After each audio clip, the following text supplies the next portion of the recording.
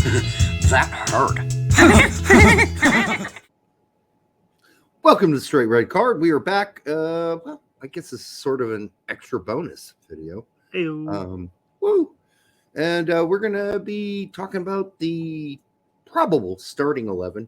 Most of it picks itself, but not to ruin it. But yeah, starting 11 against Jamaica coming up on Thursday.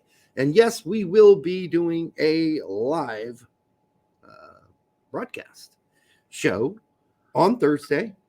Yes, we know other people will be doing it too, but we're going to do it. And if you want to pick them, that's fine. You want to come watch us, you can watch us. Just know we'll be here on Thursday covering the game live. Like whoever you watch first, you can just listen to the other group of people as you go to sleep. Catch up on their content later. Right. And whether it's one way or the other.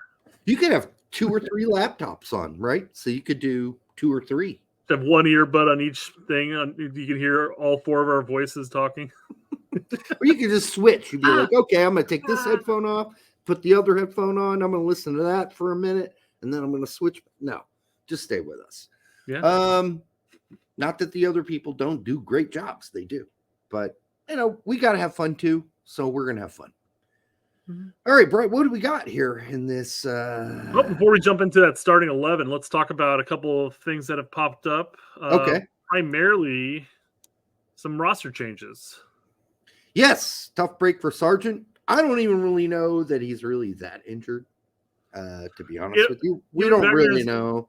Yeah, given Wagner's comment earlier about or Wagner's comment as far as how he's still recovering, he's still rehabbing, right. And all of a sudden he gets called in, he's like, oh, but now he's got a knock. Yeah, now it's serious. Like before it was kind of serious, we still playing 70, 80 minutes for us a game, but it's still a sore ankle. I did see the tackle. On Sargent that he referenced. Yes, okay. It looked hard. It looked like a bad tackle, and then Sargent came out not that long after it. So okay, that's fine. He can't join the national team. I'm sure Sargent's bummed. I'm sure he would have liked to have come, but yeah, okay, fine. No Sargent, so we get in his place, we get Haji Wright. Yep. Who's fine. He's been playing great in the championship, so. Kind of surprised he wasn't included from the get-go, but it is what it is. And then the other guy who got Luca De La Torre was Luca De La Torre, which I didn't quad strain. Yeah, I didn't see that injury in the last game, but that's okay for Celta. And instead we get what looks to be like a very pissed and fired up Brendan Aronson. Yeah.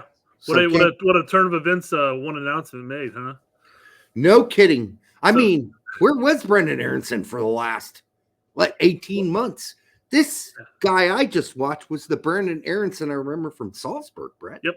That's exactly the way I worded it. Because that was the thing. We brought it up like, all right, maybe this is a redemption arc for Aronson. People are like, one game doesn't make it an arc. I'm like, yeah, well, he had a couple decent games leading into this one, and then this one was just like the Brendan Aronson of old. What we saw him going into Leeds, and even that beginning couple games versus Leeds. I know Jimmy had mentioned in the live stream about how he's there, and they had just beat Chelsea, and I didn't get it in there at the time, but I was like, thanks to Brendan, they beat Chelsea. Yeah, indeed. No, this was a different Brendan I have not seen in 18 months. I seriously have not seen this Brendan Aronson. I don't know where this person has been, but this guy played like he had fire ants in his pants, pissed off, very focused, just a grunt, didn't get pushed over by anybody. In fact, dribbled through tackles. Just dribbled through them. People shouldered him. He's like, I'm going on. Yeah. Screw you. It's like he took everything we've been saying the past 18 months and took it to heart finally. He's like, oh, I've got to play like an adult. I've got to play like an adult now. That's so weird. Man up. When I was going to watch that Union Berlin game, I was really not expecting either A, him to start, or B, for him to play like that. So, hey, Larry, say what you want, What you want? That's gonna come up every now. But nobody's busted Brendan Aronson's balls harder here on this show than me. And when he puts out a performance like that, I gotta mention it because it was amazing. He was the man of the match. All the announcers said it. That's the man of the match going off when he came off. Like, listen, if you can't see that because you're blinded by whatever idiocy you're blinded by, fine. But I am man enough to say I've been hard on Brendan Aronson, but when he plays a good game, not just a good game, a great game, a fabulous game, I'm going to say it here. Well, that's what you got to do. If you're going to bust his balls and call out all of his failures, you got to call it out when he does well. It's like I'm going to have to eat some crow on this whole Reyna Nottingham Forest thing. Yeah. It's not going to work. It doesn't look like it's anywhere near work. Well, there are only, 8 games left in the season? How many games is he going to get to play? Yeah, I mean, I'm not worried about number of games. I'm more just concerned with minutes.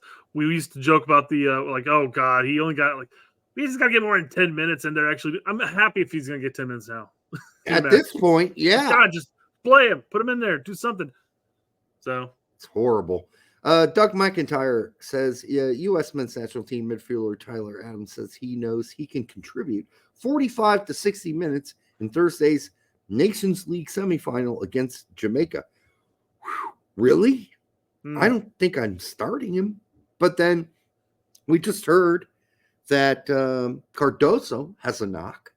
Yeah. So, I mean, you're still starting Musa McKennie. Yeah, at this point. Right? So, bring Tyler in when you're up 2-0, 1-0, and you're just closing out the game. It's not a friendly where we were able to play, Gio and Ballo for 45 minutes and then sub them off or whatever. This is the semifinals of the finals. Yep. And quite frankly, we can't start Tyler Adams and hope to God he gets 45 minutes. Because what if he had to sub out half? Man, that's a sub burned right there. Mm-hmm. So you bring him in the second half, if anything, go from there. Right. That's don't start him. No. There's no point in starting him in this starting 11. It's too risky. Let's not do it. And if he can give you 20, 30 minutes at the end of the game and close out the game, a 1-0 game, a 2-0 game, close it out, good. Bring him in then. That's fine. But don't start him when you got Musa McKennie. Not that Musa's, playing an inordinate amount of game time for AC Milan, but he just did play another 20 or so minutes. He's been looking good though. He's been looking good playing though. Yeah, he's looking good everywhere except for the final third. Yeah. So, fortunately, we won't be relying that on him. Right. No, I mean he shouldn't be. And I know we didn't get deep into this with Jimmy, but honestly, I'm still starting Reyna. Although I won't lose any sleep if Tillman starts. Yeah, we talked about this. I think that's who we basically assumed would happen. Yeah, so Turner's obviously your goalie here. This is not complicated. Jedi's your left. Dest is your right. Ream and Richards, I think, start. Yeah, because who's your alternative? I mean, Richards is going to start regardless. The other options are Miles Robinson, McKenzie, and then Ream. Yeah, it's Ream and Richards. I would think so. By the way, plus you're playing into the whole Jedi and Ream chemistry there, anyways. So that's just, even though he's not really playing, Ream's not really playing all that often. You still have that bit of chemistry between those two players. Oh yeah, for sure. So, did see that CCV played this weekend, a full 70-something minutes, yet didn't get called up because, and somebody said, well, it's okay if CCV and the team agreed that it wasn't. I guarantee you, CCV did not agree with Celtic. He wanted to come, probably. But Celtic were like, oh, yeah, he's laboring. He's injured. And Gregg's like, oh, okay. I mean, I guess that's what you're saying. And I'm sure he had a discussion with CCV, but I would doubt that discussion went, hey, so, yeah, the team told me you were unhealthy. and you weren't ready to come. And CCV's like, what? No, I'm fine.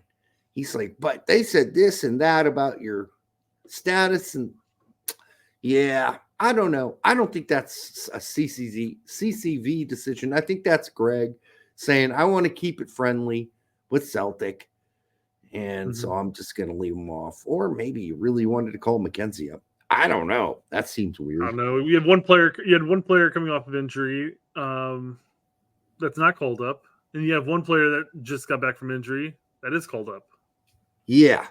It's a little rough. I mean, I know we're talking about Adams and CCV for the two totally different players when it comes to the I guess the overall chemistry of the team. But it's just like when we were talking with Jimmy, it's the hypocrisy behind it. Well, we can't play this person because he's not playing. Well, we played a lot of players. Des wasn't playing at AC or Barker for the longest time. So yep. I think we might need to also consider that Gregg could start Miles over Richards. It's kind of possible. I couldn't even imagine that being the case. It's kind of like I wouldn't be shocked if we tuned in. I mean, we've gone so long with not necessarily bashing Gregg too badly. Mm-hmm. But if he put Miles over Richards at that point, I mean, don't even worry about the results or Copa or anything like that. Just ship him off at that point. I just wouldn't be surprised if it happened. That's all I'm saying. If it does happen, I'm not going to be like, whoa, that's crazy. I'm going to be like, Gregg. Nope. Yeah. We said Reyna at the 10. I still think, I still do. I don't think he's going to punish Reyna for Nottingham Forest. Yeah, I mean, I guess the alternative would have been if he stayed at Dortmund, he was still getting the 20, 30 minutes. Then you had an argument to say, well, he's playing every game. It's just he's not playing all game every game. Right. But he's not playing at all right now at Forest. And that's why you're saying, well, he's trying something different. He's challenging himself, and he wanted out of Dortmund, etc. So maybe Gregg's not going to punish him. But again, like I said during the show, I don't see it as a punishment. I don't see the team as a charity. I want Gregg to play a player who he thinks is going to get the result. Right. And how many games has Tillman played in that spot for us? Not that I know of, actually. Any. I mean, exactly. Maybe a game or two or someone in there. Maybe one. It's not enough. I think you go with the guy that's familiar with all the players. Up until BJ and Hudson, Reyna didn't play a single game of this role. Yep, that's true. But he knows all the other guys. They connect well. Well, I'd be surprised if Tillman started. I really would, because that's throwing a whole new person into that position that the other guys aren't, except for Pepe and Dest, aren't that familiar with. Well, I think, like I said, I wouldn't have a problem if Tillman ended up starting. I think it's warranted. I think he'd do fine. I think the team as a whole is one cohesive unit for the most part, unless you have a couple cogs that just sort of have bad games and that just brings everybody down. But I don't know. I see us going into this game firing on all cylinders, whether it's Reyna or Tillman. But I'm starting Reyna. Yeah. And then the others pick themselves. Of course, Pulisic out left and Weah out right. But we had some conversations on Twitter of whether or not we start Weah given his lack of playing time. And my argument was, what are the alternatives? Who are you going to put out there? Aaron Haji doesn't play out right. He plays out left. Left. Yep. Why does he play out left? I mean, I'm not making a comparison to Cal by any means, but Haji's strength at this point would be to cut into your right and look for that shot. Exactly. Now, he can do more than that. Don't get me wrong. I'm not saying one way or another, but I'm just saying that'd be his strength. If he's on the right, then you're relying on him to do more crosses at that point. Yep. So it's way up, people. Let's not even pretend. And Aronson wasn't even included in the lineup or the roster until just recently. The other alternative is Tillman starts out right. You could. I mean, it didn't work out last time, but you could. And then if I had my druthers and I had my pick, I'd start Pepe. But that's not going to happen, folks. Nope. It's going to be Balogun. Yeah. I think similar to what Jimmy said on the show is that he's basically played himself onto this team for that role he was doing at PSV, that coming off the bench in the second half. I don't like that take. I don't put it past Gregg for him to think that way, though. No, I don't either, and he's probably right. That's Pepe's position. But as far as the way this team plays under Gregg and how Gregg functions and how the 9 works in Gregg's system, Pepe knows that role. And Gregg's got no clue, none, how to use a player like Balogun. But he'll probably start Balogun anyhow, even though Balogun's having a continuously pretty shoddy season. So long as he doesn't require Reyna to check back too much, Ballo shouldn't have a need to come back into the midfield to collect the ball. You would hope he should be able to just ride that defensive line and wait for Pulisic or Weah or Reyna to slot a through ball for him to run onto. And you would hope that Reyna would be the deliverer of some of those through balls to Ballo. So we'll see if we can play through the lanes. If we can't play through the lanes, Balogun's going to be useless, as he has been in many of the games we have played. So that's unfortunate. That's why I would personally go with Pepe, but that's just me. Don't listen to me.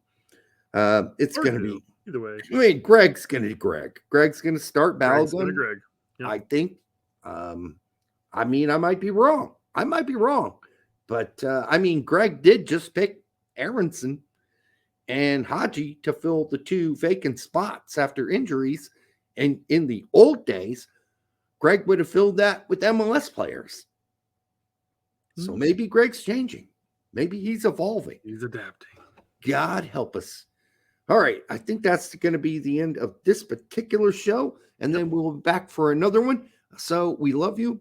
Make sure you like, subscribe. We'll be back for another show in just a second.